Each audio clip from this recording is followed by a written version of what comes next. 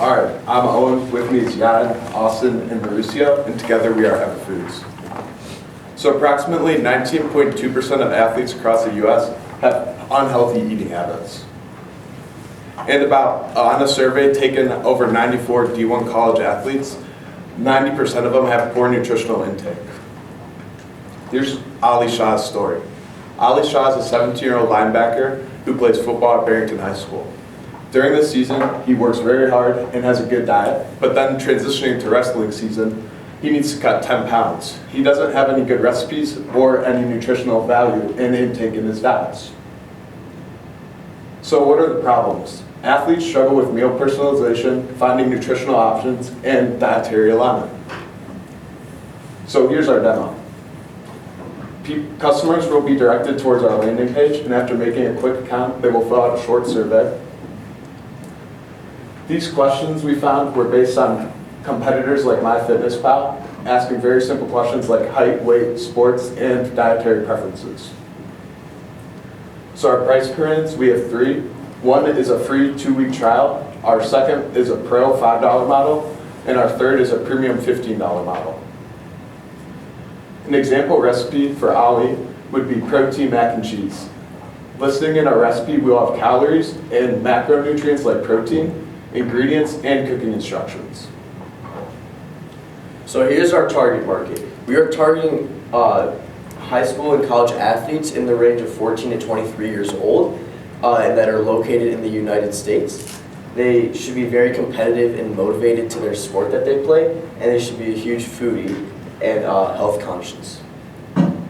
For the health and wellness coaching market, the total addressable market is $17.37 billion, and the serviceable addressable market is $15.01 billion.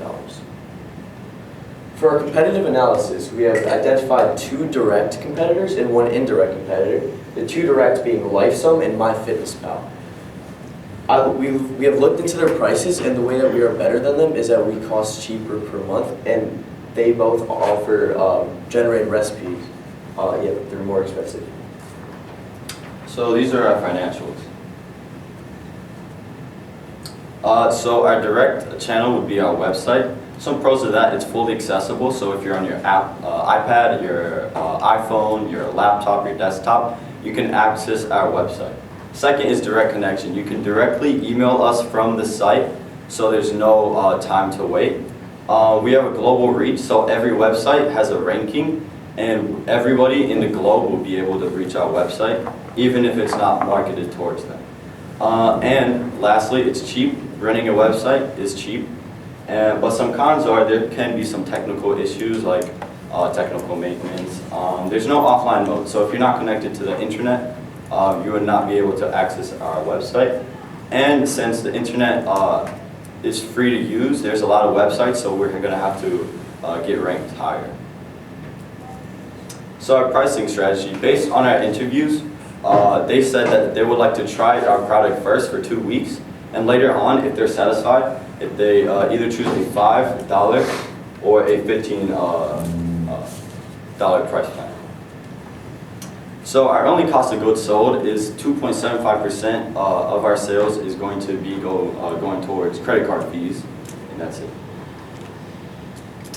And we're looking to get a share of 0.004% of our serviceable addressable market, which is $15 million, and that would roughly equate to $60,000.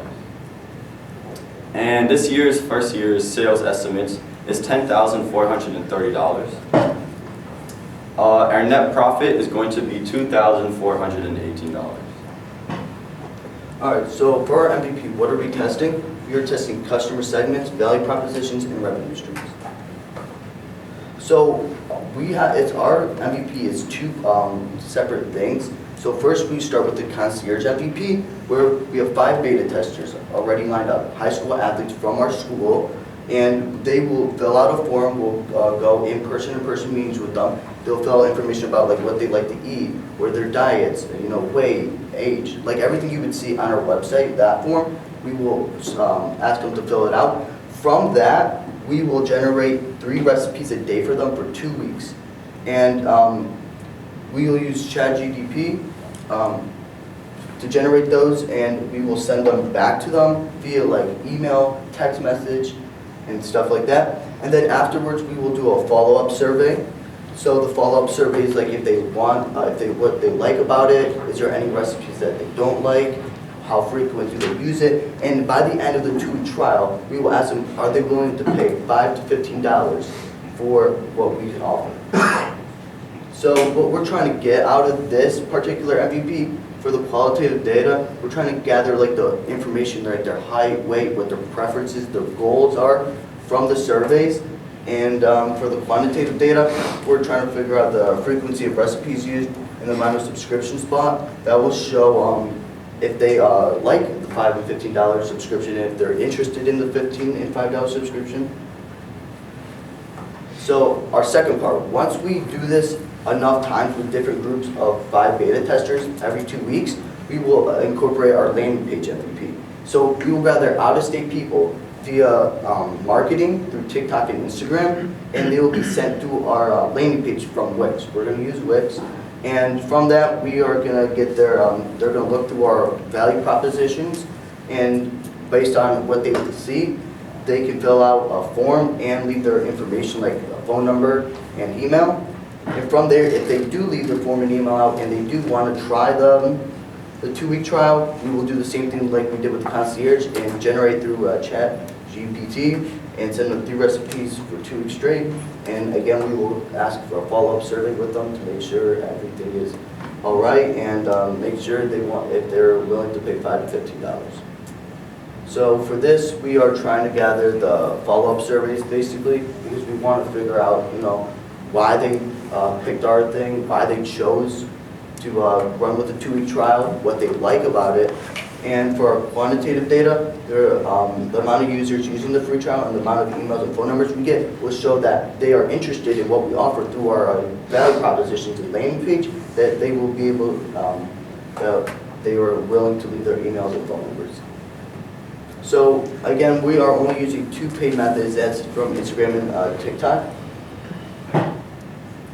And our timeline. So on February 10th and 11th, we'll start the 2-week free trial for the 5 beta testers, our first group of 5 beta testers. And then we will be beginning to build our landing page. For February 24th to the 25th, we will follow up. 2 weeks later, we will follow up with our first round of beta testers, but also we'll get another additional 5 beta testers. And March 10th, again, we'll follow up with the second round of beta testers and go on to our final 3rd round of beta testers. And on March 24th through 25th, we'll finish the landing page and start marketing towards out-of-state customers.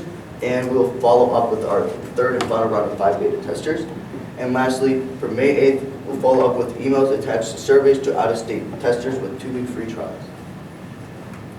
So what does this cost? So for our MVPs, our landing page, the development and use of it is $20. And this is to store the data from like emails, phone numbers, and survey information. But the big cost is going to be marketing because we want to market towards everyone across the state. We want to get a lot of people. We feel like the 3 groups of beta testers is only 15 of them, so we want like we want to reach more people to test this out. So we're going to spend $200 on Instagram, $300 on TikTok, and we have $0 for the creation send out forms. Google Forms doesn't cost anything, so when we implement it to our website and we send them out, there's no additional cost to that. So we will spend a total of $520, and we're EverFoods, fueling greatness, one athlete at a time.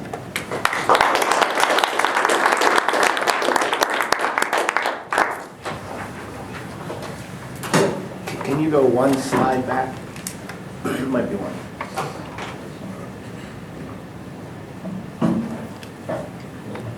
So the development of a landing page and the data collection you can get for $20? Yeah, for Wix, we looked at it. Wix does it? Yeah. Because usually those are 2 separate products. There's a product called Carrd, CARRD.co, that can do your landing page for $20 a year.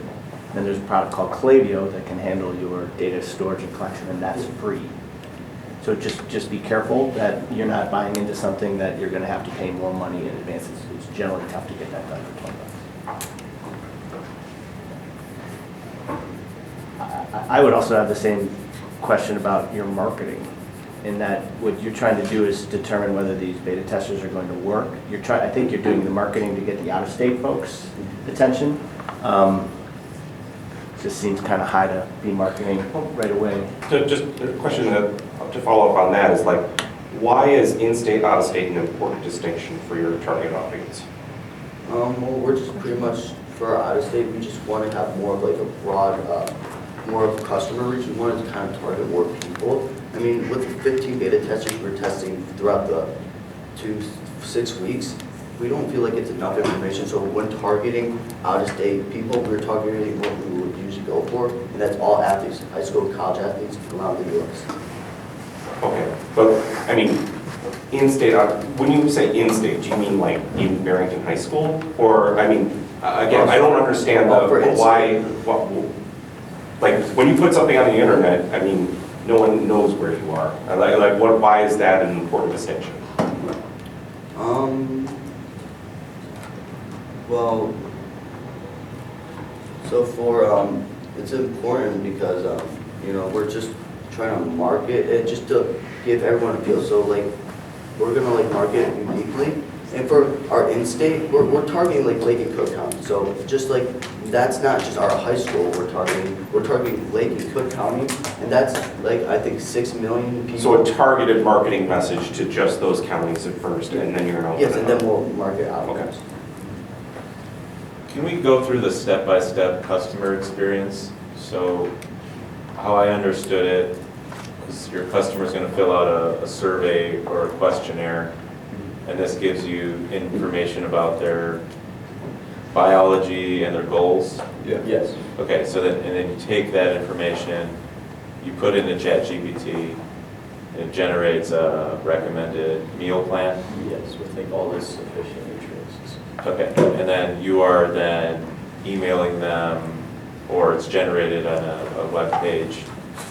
Here's your meal plan and nutritional recommendations. Yeah, so our first beta testers, we won't have the web page ready to give them, so we'll text them and email them. Yeah, so it'll be over the fence, you Yeah. can email it back, whatever. Okay, and then is the service over at that point? So after the 2-week trial, they'll either have the option to renew it or to just end it. Right, so I'm talking about the actual customer experience. The last thing they get in the whole sales, the whole process is here's your printed out or digital nutritional meal plan information. And then they just do that every week or? Yeah. Okay. To me, it feels like the service stop's a little bit short. The other part is you're using ChatGPT. Yeah. So anybody can do that themselves for free the same way you are. It's great that you're super lean and your cost of goods are pretty non-existent. But for a service, I would expect it to take the next step. Have you talked about or looked at maybe offering to actually put those items in an Instacart shopping cart and say, I'll actually place the order for you. It'll deliver to your house. Now you can hide those fees that really cost you nothing inside of something that's they get. Because for me, it's a convenience of, hey, that's awesome. This stuff is going to let me drop 10 pounds and bulk up or lean and whatever. But now I got to go do work, right? And you could do that for free too, right? What's the difference what's the cost of, it's your time. You have to account what your time is worth, but at the beginning, to actually have a delivery service and just, you could even hide all that. We'll shop for you. We'll deliver to your house. There's a service add-on for that. People might even pay more than this $20. I think it's made to add on that a little bit. The thing that kind of struck me when I was hearing your presentation was in your initial conversations, was there a discussion really about how much people cook? And maybe a high school student may cook different or have different access to cooking equipment than a college student would. But also, the recipe that you put up was fairly elaborate from just taking a quick look at it. Mm-hmm. And then there's an issue of time. What's the time that your customer has to do these things? And maybe that's something that you need to look into when you're getting preferences from them. And then finally, the cost. groceries are expensive, inflation's up. Is there a budget that your customer is looking for that you can cater to them so that you're not giving them a recipe with 20 different ingredients that they would have to go out and purchase separately, then they only use once or twice? So just some thoughts. Couple questions on the cost. $5 and $15, is that per week, per month? That's a monthly subscription. It's a monthly prescription. And they get 3 recipes per day? Yeah. Okay. And then getting to the customer segment, so you're focusing on the athletes, not necessarily the parents who are going to do this. So you're selling recipes. When you jump off what Mike was saying, you're talking high school students who are going to have to then make it. And a lot of high school students are looking for quick, easy, prepared. When you get into college, along those lines, they don't have the ability to make those things in their dorm room and things like that. And depending on the level you're at with a college athlete, they're getting all that food given to them specifically for whatever they're doing and whatever the coach wants them to bulk up. I think you've got to really define that better, who you're going after, and their ability to, A, want to cook themselves and go out and buy it, and then B, spend the money for just a recipe versus cooking these. Yeah, so when they ask to generate a recipe, it's going to give them a list of recipes. It's not just going to give them one. So they could choose like from which one they like the best or which one's the cheapest. So. Do you think you'll actually, one part that might be, I know you have some forms on actually gathering information from them, but it might be good to kind of close the feedback loop on if you got the recipes, which ones did you actually make? How were they? Were they tasty? I mean, it was awful. ChatGPT sent something like really nasty, like figuring out, closing that loop so you can use that information to, this is basically quote engineering as a service. So to better, tailor the quote that you're using for ChatGPT, that might be useful, and start to build in that feedback mechanism from the beginning. Make sure you're keeping the scripts for each individual customer, because if they come back and are like, I hate asparagus, or I can't eat chicken, or whatever it is, right? You just have to tweak the existing script, say, okay, same thing, but remove this, and, right, and supplement it with this. That's great, yeah. Don't delete it. Persist the quotes and that you're using, and then you can tailor that over time and persist per customer. How many customer interviews have you guys done so far? That's great. It was not honestly.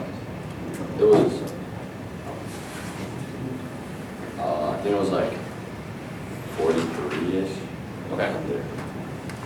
And what were the themes that came through in those interviews? And what were the biggest pain points? One of the biggest pain points was definitely time. Like all of them were on a time crunch. They had to, like for example, Ali with the Ali story. That's a real story. He does wrestling. He has to lose weight quick to bump up. What's the wrestling? Like bump up weight divisions. I think that's what they're called. Okay. Like go down pretty quickly. Okay. So yeah. So time to reach a goal. Yeah. Okay. 30 seconds. What about time to, like, what was keeping him from being able to do this on his own? He eats like a lot of junk food, so he doesn't really know any good recipes to like make him stay like nutritionally balanced and like lose weight at the same time. So it's like unhealthy for like his old ways. So was education like the big theme across those 43 interviews that you did? Yeah, I think so. Yeah. Okay. All right, that's time. The ask was for 520 rolls right there. And the 500 was kind of solely directed to the out-of-state marketing, is that my understanding? Yeah, I don't know if you know enough about what you're selling to want to scale out your marketing yet. It feels like this is something that you may be able to do on a real shoestring to figure out eventually what you want to market seems a little immature. That was kind of my point, and I didn't articulate it very clearly. If you were to create an Instagram page and start marketing, pushing your own reels out there, you could probably attract attention. I would caution you as well, like I did the team before, when you do your tests, do not do them with people that you know, because they love you and they'll never tell you the truth. And I got kind of stuck with in-state and out-of-state, and I kind of anticipated that was people that were close to you versus people that were out of your region.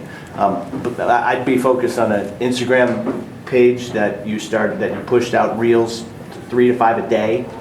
Pump that up and see what type of attention you can get, and then use the folks that are responding to that, DM them to see if they'll participate.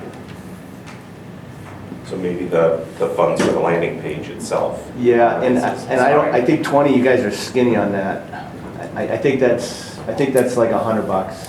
I do, because Card is a super easy product to use. Klaviyo is a super easy product to use, but those two alone are going to get you $40. So I would guess you're in the $150 range just to be able to collect the data.